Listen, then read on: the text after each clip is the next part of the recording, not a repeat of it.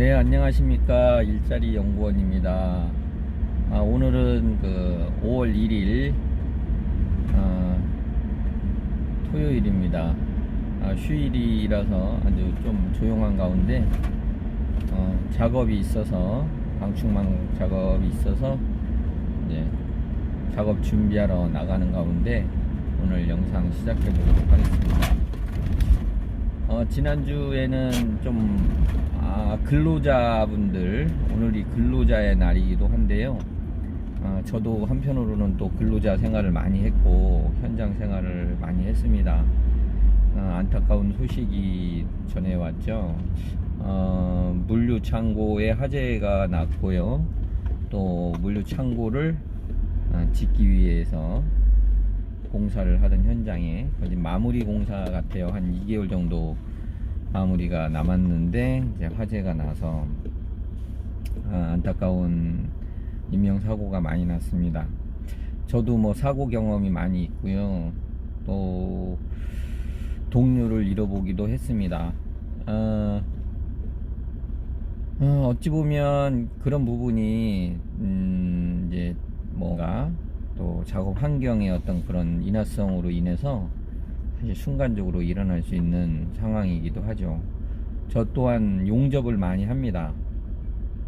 용접이 사실 불똥이라고 하잖아요. 용접을 하면 이 불똥이 튀는데 생각지 못한 상황이 벌어지는 경우가 많아서 저도 작업을 할 때 아주 특별하게 용접 작업을 할 때는 주변이라든가 인화물질, 또 머릿속으로 내가 불꽃이 튀어서 어느 쪽 방향으로 튀었을 때 또 튈 수 있는 어떤 조건이 되지 않나를 아주 면밀히 생각해서 몇 배, 또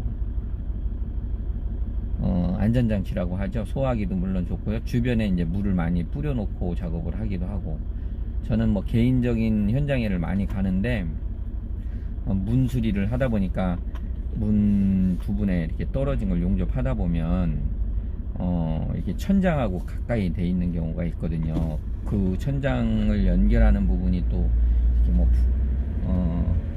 인화성 물질, 우레탄이라고 하는 부분도 있고, 또 문이 또 샌드위치 판넬로 이게 속안에 돼 있는 경우가 있어요. 마무리 작업 같은 걸 그러면 보이지 않게 이렇게 불이 튀었을 경우 내가 과연 어떻게 제압할 수 있을까부터 생각을 하고 미리미리 이제 막 적셔준다든가, 나름대로 뭐 안전 준비, 예방은 과해도 과한 게 아니잖아요.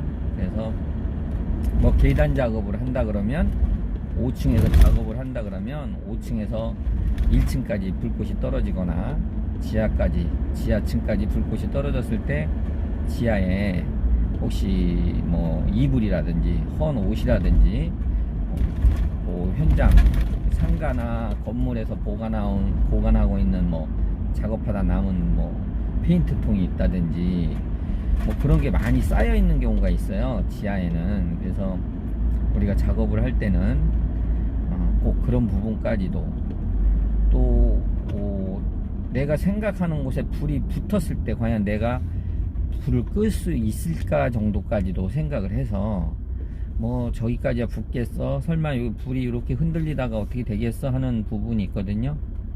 저도 한 2주 전에 같은 건물 상가 쪽에를 돌아가는데 어떤 분이 막 인테리어 하시는 어떤 그런 공간인데 너무 정리가 안 돼 있어 가지고 되게 막 뭐 건축 자재들, 목재들 막 쌓아 놓은 데다가 한가운데다 깡통, 페인트통을 뚫어서 만들어 놓은, 보통 야외에서 이렇게 많이 피잖아요. 나무 같은 거 막 넣고 그런 것 같은 걸로 불꽃이 이렇게 잡쓰레기를 태우는 거죠. 그래서 제가 차를 타고 가는데도 얼마나 심장이 뛰는지, 주차할 곳은 없는데 한 바퀴 돌아가지고 차를 대놓고 막 가가지고, 아니 여기서 불꽃이 하나라도 날아간다면 실내니까요.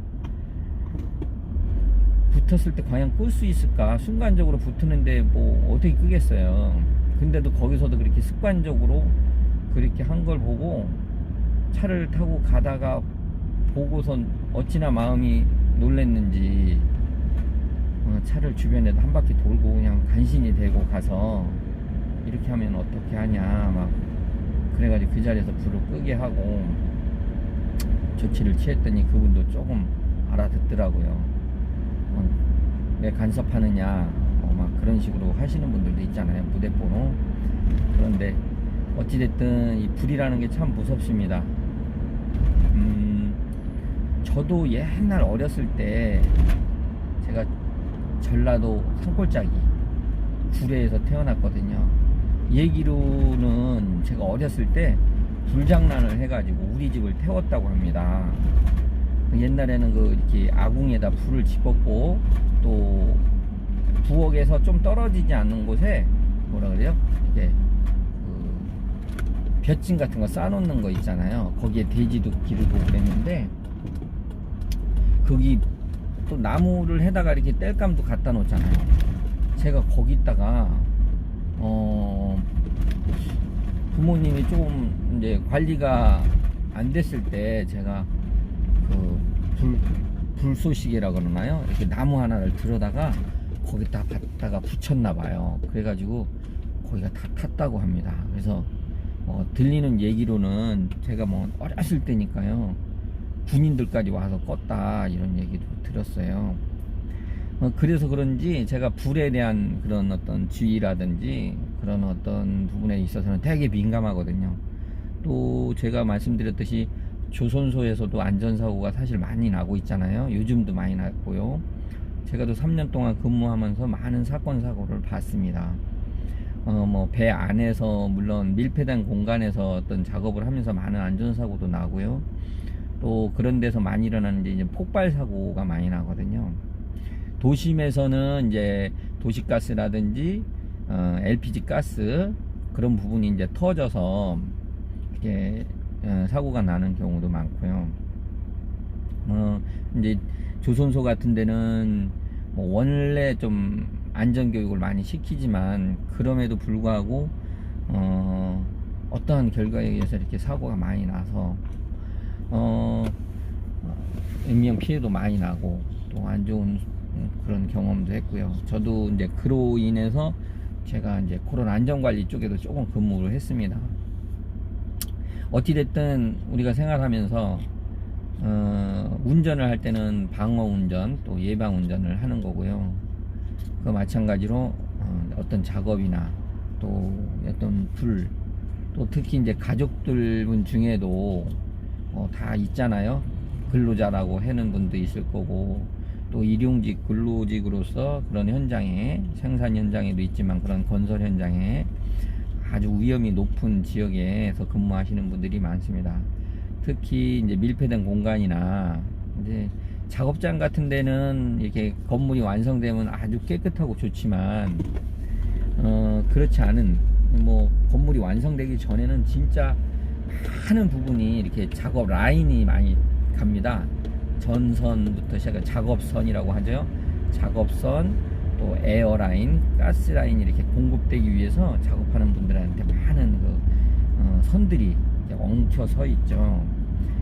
그런 어떤 작업선들이 이제 뭐 까진다든지 또 이렇게 어떤 부분에 자극을 받아서 터진다든지 이런 경우도 많고요. 그래서 그런 분들이 항상 생각할 것은 가벼운 사고, 가벼운 어떤 아차 순간 이런 걸 느낄 때가 있어요. 아우 깜짝 놀랐네, 어우 큰일 날 뻔했네, 이런 말을 가끔 하잖아요. 우리도 운전하다 보면 이렇게 딱 접촉 사고가 날라다 마른 거, 부딪히려다 마른 거, 그죠? 그런 사고가 많듯이 우리가 살아가면서도 아차 사고가 많이 일어나죠. 순간적으로 내가 뭐 발을 헛디디는 것도 아차 사고잖아요. 순간적으로 자세를 바로 잡아서 넘어지진 않았지만 그런 것이 반복되면 반복될수록 큰 거에 한 번에 사고가 일어나는 거 마찬가지로 내가 위험한 상황을 작업을 하면서 많이 경험한다면 내가 그만큼 안전조치를 안 하고 있는 거다. 순간순간 그런 부분을 생각해서 제가 지금 뭐 일선에서 조금 작업을 하고 있지만 그런 부분들을 꼭 챙기셔서 주변에 있는 분들한테도 우리가 작업하고 그럴 때 또 출퇴근할 때 조심하세요 그러잖아요.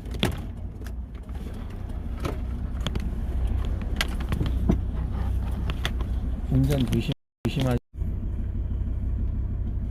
아, 네. 저도 순간 핸드폰 아차 사고가 또 났습니다. 제가 순간 그 핸드폰 줄이 여기 충전하기 위해서 차에다 연결한 줄이 핸들을 커브로 틀면서 이렇게 감아 돌아 가지고 핸드폰이 탁 흔들렸습니다. 이와 같이 예상하지도 않은, 상상하지도 않은 곳에 어떤 돌발적인 상황이 생겨서 아주 사소한 피해도 나긴 나지만 개인으로 나는 경우도 있지만 이렇게 큰 대형 사고를 낸 적이 있습니다. 저도 최근에 경험으로 보면 뭐 요즘은 이제 나이가 들면 건망증이 많다 그러잖아요. 그래서 가스불을 켜고 간다든지 문단속을 제대로 안 한다든지 차문을 안 잠근다든지 많은 그 반복되는 그런 상황이 있잖아요. 그런 부분 때문에 사람들이 되게 관리사무소에 전화도 하는 경우도 있고 여러 가지 이렇게 상황이 생기는데 어찌됐든 저의 그 작업하면서 우리 공사 작업의 사운이 안전입니다. 안전. 제 1의 사운이 안전. 두 번째가 정밀입니다. 정밀. 그래서 여러분들도